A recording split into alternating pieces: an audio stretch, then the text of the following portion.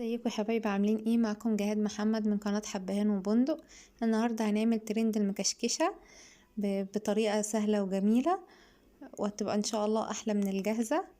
نسمي الله ويلا بينا على المقادير. اول حاجة هنعملها الشربات. عندنا كوبايتين من السكر، كوباية ونص من المية، ونص ليمونة، وهنسيبهم لحد ما يغلوا ونبتدي ان احنا نقلبهم.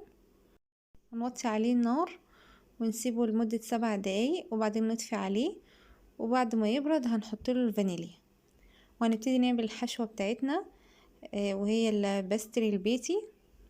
عندنا هنا نص كيلو من اللبن هنغليه على النار كويس، وعلى ما يغلي هنحضر بقية المكونات.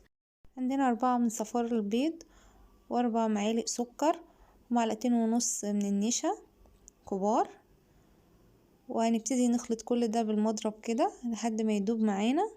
وهنبتدي ننزل بشوية من اللبن، بس هننزل بيهم تدريجي عشان الصفار ما يستويش معانا.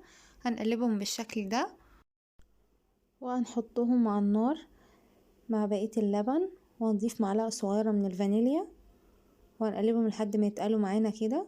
وبعدين هنحط معلقة من الزبدة ونطفي عليه وكده يبقى جاهز معانا. هنبتدي نحضر حليب مكثف سريع هنحطه تحت المكشكشة بتاعتنا. اول حاجة عندنا نص كوباية من اللبن البودرة، نص كوباية من السكر البودرة، ربع كوباية من المية السخنة، وهنحط كل ده في الخلاط وهنضربهم كويس وهيطلع معانا بالشكل ده. هنحط معلقة صغيرة من الزبدة وده اختياري، وهنشيله في التلاجة ويبتدي يتقل معانا لما يجمد. نحضر الصينية بتاعتنا ندهنها بالسمنة كويس، وهنقسم الجلاش بتاعنا بالنص. اول نص هنرصه كده طبقات، كل طبقة ندهنها بالسمنة كويس، وهنحاول نعمل حروف عشان نحط الحشوة بتاعتنا. وهنقطع الجلاش، ما نيجي نقطعه على حسب مقاس الصينية بتاعتنا. بعد ما خلصنا نص الكمية ودهنا الطبقات كويس، هنحط الحشوة بتاعتنا بالشكل ده ونفردها وهنركنها على جنب، ونبتدي نعمل الجزء التاني من الجلاش. خدنا اول ورقة هندهنها بالسمنة وهنبتدي ان احنا نكشكشها كده زي المروحة بالشكل ده، سهلة جدا. وهنحطها في الصينية بتاعتنا وهنعمل ورقة تانية بالشكل ده كده، نكشكشها كده وهنرصها بالشكل ده وهتمسك معانا عشان الحشو اللي احنا حاطينه والسمنة.